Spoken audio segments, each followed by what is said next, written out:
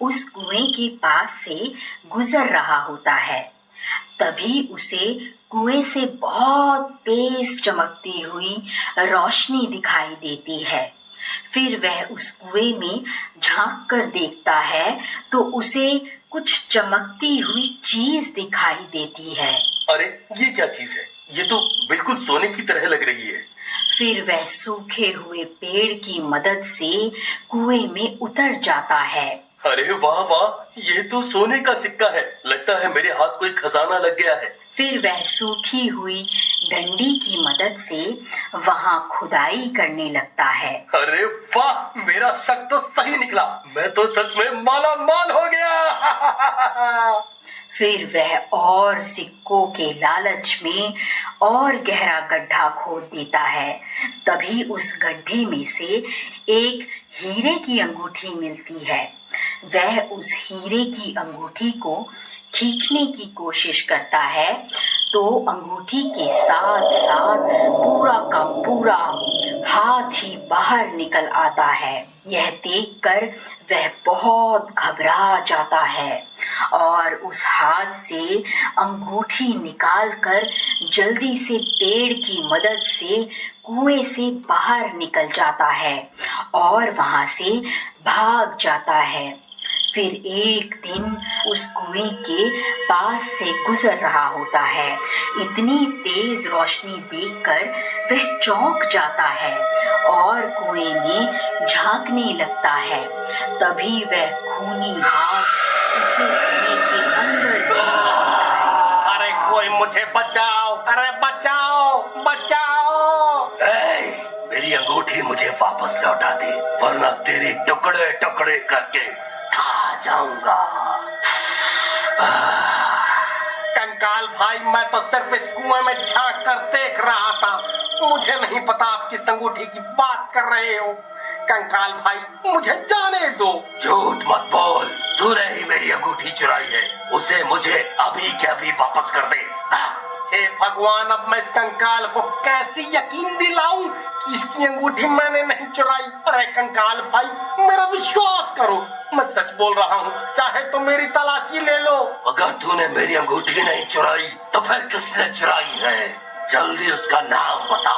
हे कंकाल जी, मुझे नहीं पता कौन कमबख्त आपकी अंगूठी चुरा कर भाग गया है। हे भगवान, आज तो बाल बाल बच गया, लेकिन वह हाथ किसका हो सकता है? अरे यार, कहीं वह हाथ किसी भूत प्रेत का तो नहीं था? हे भगवान, कहीं मुझसे कोई गलती तो नहीं हो गई? अजी, ये आपके हाथ में क्या है?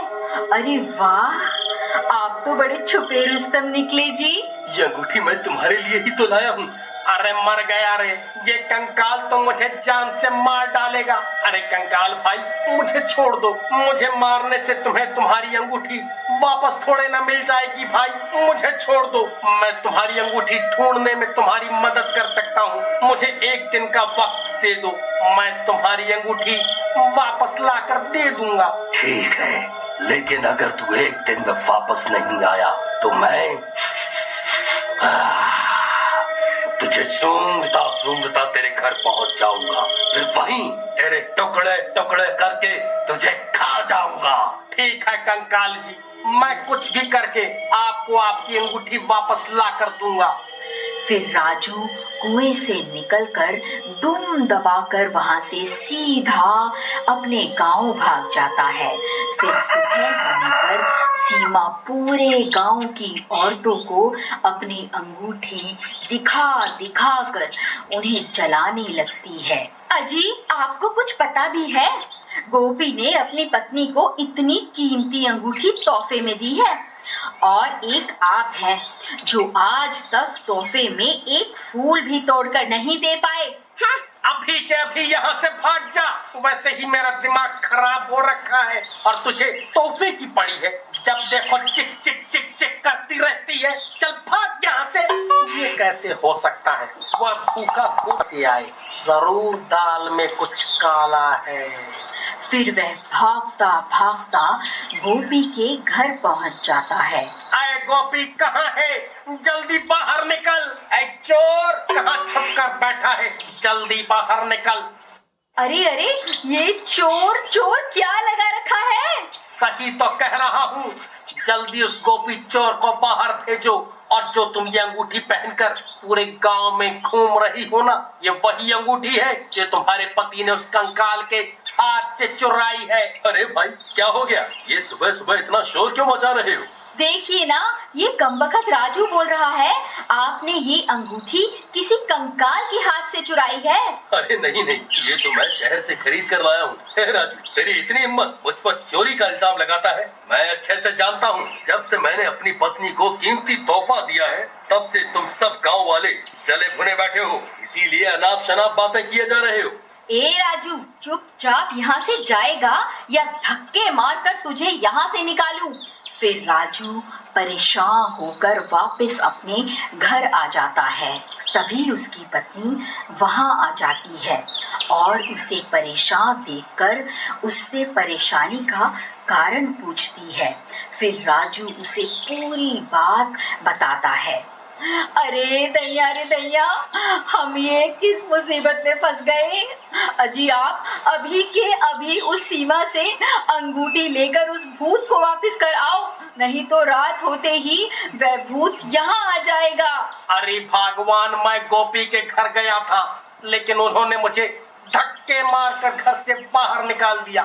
अजी मुझे लगता है वह इतनी आसानी से अंगूठी नहीं देने वाली।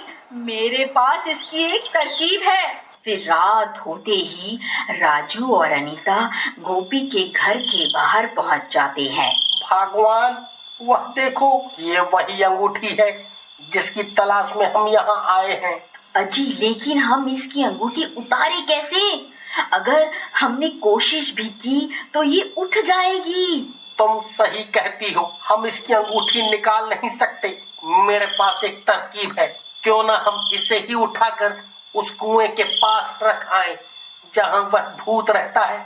वह अपने आप इससे निपट लेगा। फिर वह दोनों धीरे से उसकी चारपाई को उठा लेते हैं और धीरे धीरे जंगल की ओर चल देते हैं। कुछ ही देर में वह उस खंडहर के पास पहुंच जाते हैं। फिर वहां पहुंचकर वह उस चारपाई को कुएं के पास रख देते हैं। अरे कंकाल जी, आप कहाँ हो? देखो, मैं आपके लिए तोहफा लाया हूँ। आप खुद ही बाहर आकर अपनी अमानत वापस ले लो।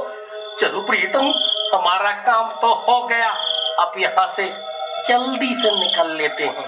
फिर वह दोनों वहां से भाग जाते हैं और एक पेड़ के पीछे जाकर छुप जाते हैं।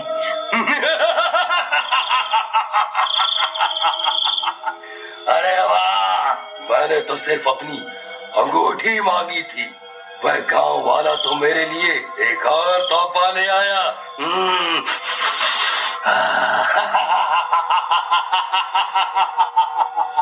हे भगवान, ये सीमा कहाँ चली गई?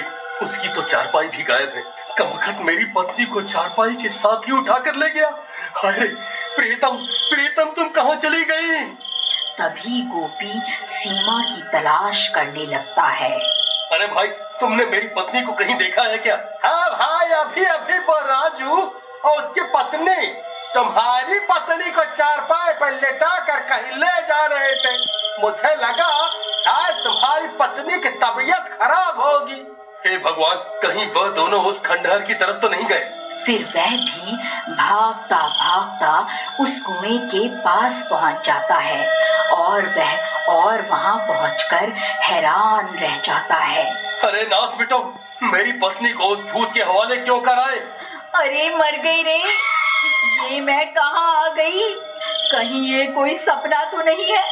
नहीं मेरी रानी, ये कोई सपना नहीं है, मैं ही तुम्हारा राजा हूँ। तभी तो तुमने मेरी दी हुई अंगूठी पहनी है। चलो अब कुएं में चलते हैं, अब से वही तुम्हारा नया घर है। फिर वह कंकाल सीमा को अपने कंधों पर उठा लेता है और उसे कुएं में ले जाता है। अरे नास मिटे कंकाल मेरी पत्नी को कहाँ उठा कर ले गया? अरे अब मैं क्या करूं? सीमा, सीमा तुम कहाँ हो? अरे कमबख्त, तो ये तुम्हारी वजह से हुआ है। तुम दोनों ने ही मेरी पत्नी को इस कंकाल के हवाले कर दिया। अरे अंगूठी चाहिए थी तो बोल देते, मेरी पत्नी को उस कंकाल को क्यों सौंप दिया? गोपी भाई मुझे माफ कर दो, मैं तो तुम्हारे घर आया था वह कंकाल की अंगूठी मांगने, लेकिन तुमने और तुम्हारी पत्नी ने मुझे धक्के मारकर घर से निकाल दिया था। अगर मैं उस कंकाल को उसकी अंगूठी वापस नहीं करता तो वह मुझे मार डालता। मेरे पास कोई रास्ता नहीं था, मुझे क्या पता था वह नास मिटा कंकाल तुम्हारी बीवी को ही उठाकर ले जाएगा। देख राजू, अगर मेरी पत्नी मुझे वापस नहीं मिली तो मैं तेरी पत्नी को भी इस कुएं में फेंक दूंगा। अरे भाई ऐसा मत कहो, हम कुछ तरकीब लड़ाते हैं। चलो हम भी उस कंकाल के पीछे पीछे इस कुएं में चलते हैं। फिर वह दोनों भी उस कुएं में उतर जाते हैं। कुएं में उतर के वह देखते हैं कि वहां एक गुफा बनी होती है। अरे गोपी भाई वह देखो, यहाँ तो एक गुफा भी है। मुझे लगता है वह कंकाल भाभी को इसी गुफा में लेकर गया है। चलो इसके अंदर चलते हैं। फिर वह दोनों उस गुफा में घुस जाते हैं। थोड़ी दूर चलने पर उन्हें सीमा दिखाई देती है। कंकाल ने उसे रस्सियों से बांध रखा होता है और खुद पास में ही आराम कर रहा होता है। अरे भाभी आप ठीक तो है ना? इस कंकाल ने आपको कोई नुकसान तो नहीं पहुंचाया ना? अरे नास मिटे, तूने और तेरी बीवी ने ही मुझे इस कंकाल को सौंपा था ना। एक बार मुझे यहाँ से आजाद होने दे, फिर देख मैं तेरा क्या हश्र करती हूँ। अरे भाभी ज्यादा शोर मत मचाओ, उस शैतान की नींद खुल गई तो हम सबकी शामत आ जाएगी।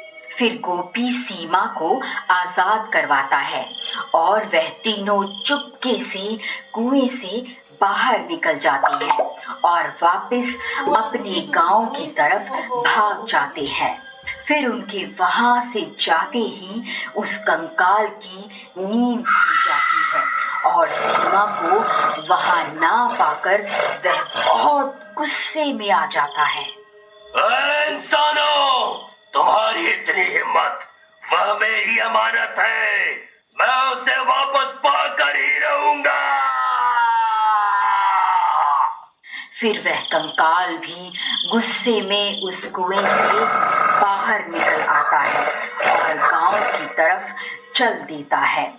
फिर गांव पहुंचकर वह अपनी अंगूठी की तलाश करनी शुरू कर देता है। सब गांव वाले उस कंकाल को गांव में देखकर चौंक जाते हैं। अरे मर गए रे, अब ये हड्डियों का ढांचा कहाँ से आ गया? हे भगवान, ये सब क्या हो रहा है? अब ये नई मुसीबत कहाँ से आ गई? अरे भगवान, अरे भगवान, मूर्ख इंसानों, मुझे मेरी अमानत वापस कर दो, नहीं तो मैं किसी को नहीं छोड़ूंगा।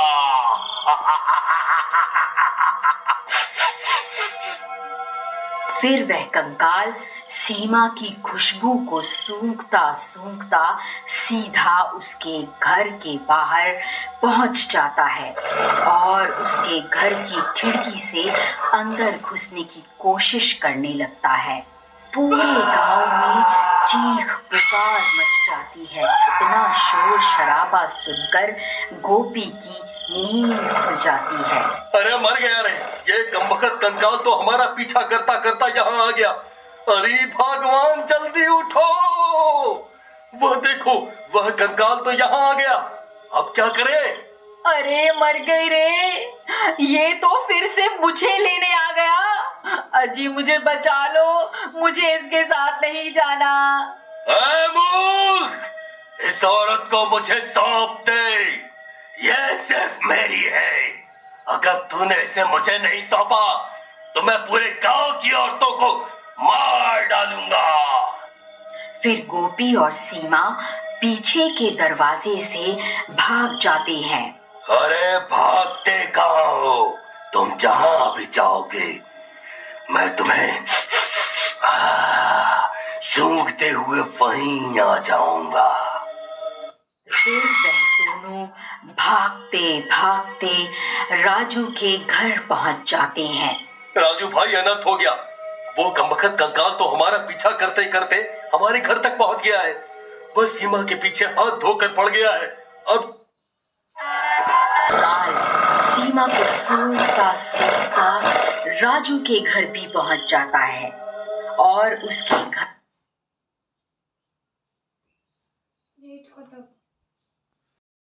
वह सीमा के पीछे हाथ धोकर पड़ गया है। अब क्या करें? तभी वह कंकाल सीमा को सूंघता सूंघता राजू के घर भी पहुंच जाता है और उसके घर का दरवाजा जोर जोर से पीटने लगता है। अजी, ये कंकाल तो यहाँ भी आ गया। अजी, ये सब सीमा भाभी की वजह से हो रहा है। वह सीमा के लिए ही यहाँ आया है। मैं तो कहती हूँ इसे उस कंकाल को सौंप दो, तभी हमारी जान बचेगी। अरे भाइयों, वह देखो, वह कंकाल तो राजू का दरवाजा तोड़ रहा है। चलो, हमें इनकी मदद करनी होगी, नहीं तो वह उन्हें मार देगा। फिर कुछ गांव वाले हाथों में मशाल लेकर उस कंकाल को मारने के लिए दौड़ पड़ते हैं और वहां पहुंचकर उस कंकाल को आग के हवाले कर देते हैं।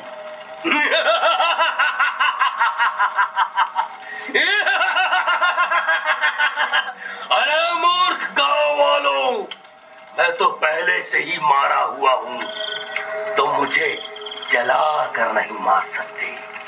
ये आग मेरा कुछ नहीं बिगाड़ सकती।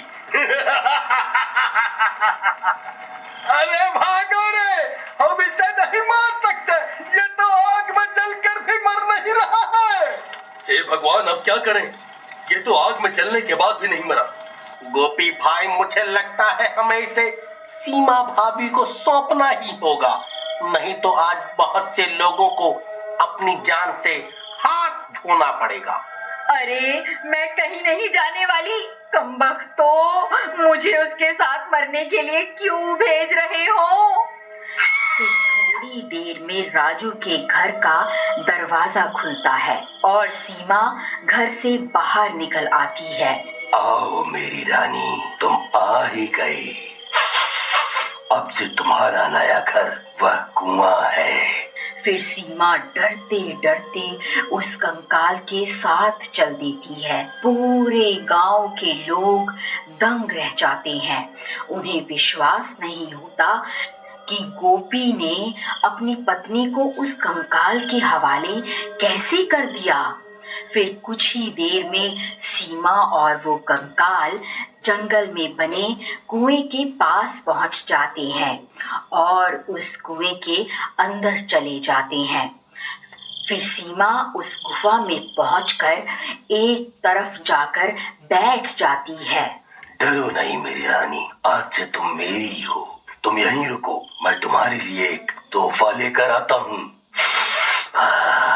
अरे वाह वाह वाह वाह वाह वाह, आज तो मजा ही आ गया। आखिरकार मुझे मेरे सपनों की रानी मिल ही गई। अपने दोस्त की पत्नी की जान बचाने के लिए राजू औरत का भेष बदलकर कंकाल के सामने बैठ जाता है। फिर जैसे ही वह उसका घूंघट उठाता है, तू यहाँ क्या कर रहा है? तुम गांव वालों की इतनी हिम्मत, तुमने मुझे धोखा देकर अच्छा नहीं किया। हाय, मर गया रे, ये मैं कहाँ फंस गया। हाय हाय, भागो रे भागो रे। फिर वह जल्दी जल्दी कुएं से बाहर निकलता है और सीधा गांव की तरफ भाग जाता है। अरे ई कौन है? ये तो राजू है। अरे ई का है? हम तो समझ रहे थे कि वह शैतान सीमा भाभी को अपने साथ लेकर चला गया है। अरे वाह राजू, तुमने सीमा की जगह लेकर बहुत ही बहादुरी का काम किया है। फिर राजू भागता भागता वापस अपने घर पहुंच जाता है। अरे राजू भाई, तुम बच गए। भगवान का लाख लाख शुक्र है जो तुम बचकर वापस आ गए। नहीं गोपी भाई, सब कुछ चौपट हो गया है। मैंने तो सोचा था मैं सीमा भाभी का भेष बदल कर उस कंकाल के साथ जाऊंगा और उसके सोते ही उसकी गर्दन उसके धड़ से अलग कर दूंगा। लेकिन वह कमबख्त से सब्र ही नहीं हुआ और उसने पहले ही मेरा घूंघट उठा दिया और मेरे सारी तरकीब पर पानी भर गया। लेकिन भाई अब हम यहाँ और नहीं रुक सकते। वह कंकाल अब पागल हो चुका है। वह सीमा भाभी की तलाश करते करते यहाँ जरूर आएगा। हमें अभी गांव छोड़कर जाना होगा। गांव वालों, तुमने मुझे धोखा देकर अच्छा नहीं किया। अब मैं किसी औरत को जिंदा नहीं छोड़ूंगा। तुम सारे मर्द भी मेरी तरह अकेले ही रहोगे।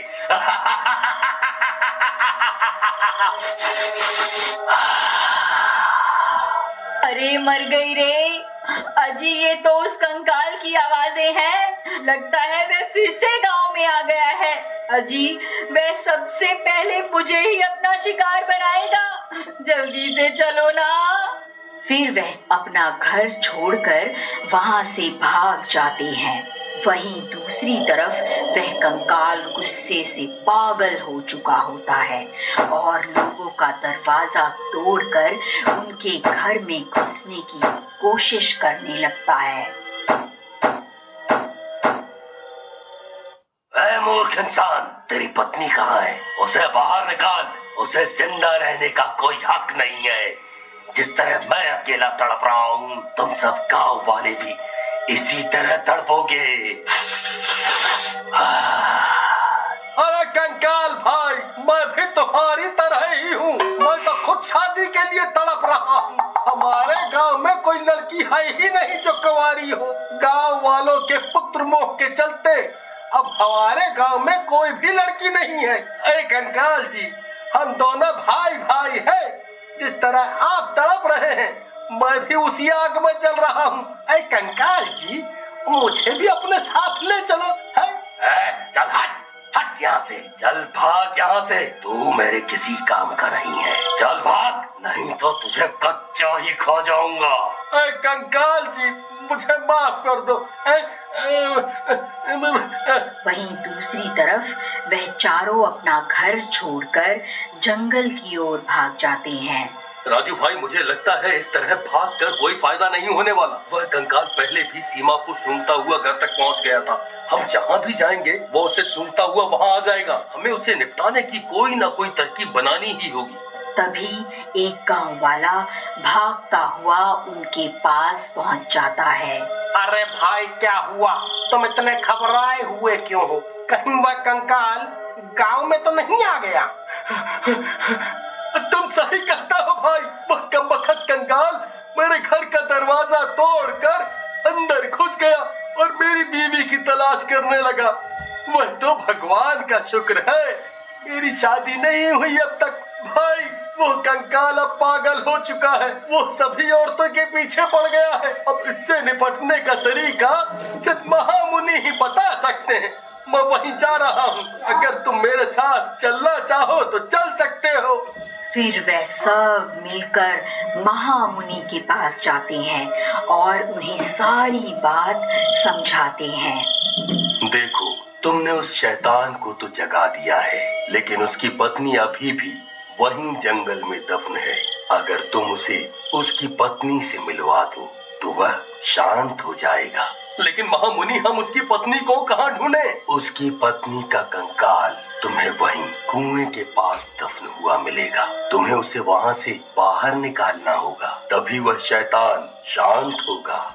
फिर वह सब लोग वहां से निकलकर सीधा उसी कुएं के पास पहुंच जाते हैं और वहां पहुंचकर खुदाई करनी शुरू कर देते हैं। फिर थोड़ी देर में उन्हें कंकाल का हाथ दिखाई देता है।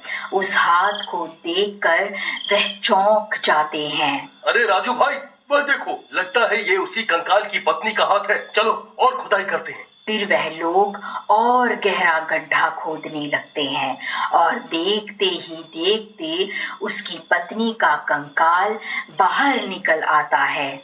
उस कंकाल को देखकर वह सब लोग डर जाते हैं। गोपी भाई, अगर ये कंकाल उसकी पत्नी का नहीं हुआ तो ये हमें जिंदा नहीं छोड़ेगी। अरे राजा जी, अच्छा हुआ आपने मुझे खोद कर बाहर निकाल दिया। मैं कब से इस मिट्टी में दफन थी।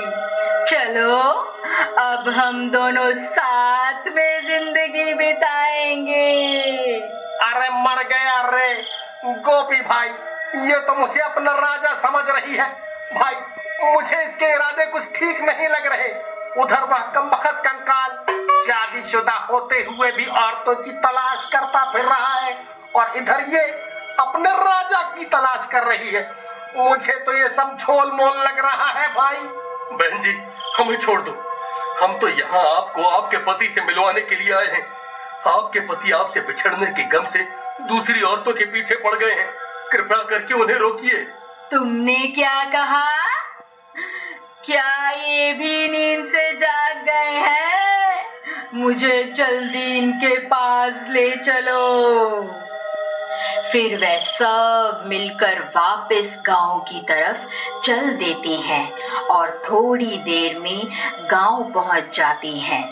वहां वह कंकाल किसी का दरवाजा तोड़ रहा होता है।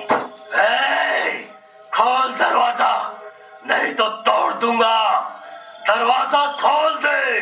मैं तो तेरी पत्नी को नहीं छोड़ूंगा। आज मैं उसे अपने साथ ही लेकर जाऊंगा। खोल दरवाजा। ये सब देखकर उस कंकाल की पत्नी को बहुत गुस्सा आ जाता है। देखिए बहन जी, आप अपनी आंखों से ही देख लीजिए अपने पति की करतूतों को। ये हाथ धोकर गांव की औरतों के पीछे पड़ गया है। अरे नास मिटे, ये क्या कर रहा है तू? मेरे मरते ही तूने अपना असली रंग दिखाना शुरू कर दिया। वहीं रुक, तुझे अभी बताती हूँ। अरे ये कहां से आ गई? अरे मर गया। अरे अब ये मुझे नहीं छोड़ेगी। प्रियतम, तुम कहाँ रह गई थी? मैं तो कब से तुम्हारी तलाश कर रहा था। अच्छा हुआ जो तुम आ गई हैं। अरे कमबख्त, तू इसका दरवाजा क्यों पीट रहा था? बोल, इसकी पत्नी के पीछे क्यों पड़ा हुआ है? बोल। अरे प्रीतम, मैं तो इस गांव में तुम्हारी तलाश में ही आया था।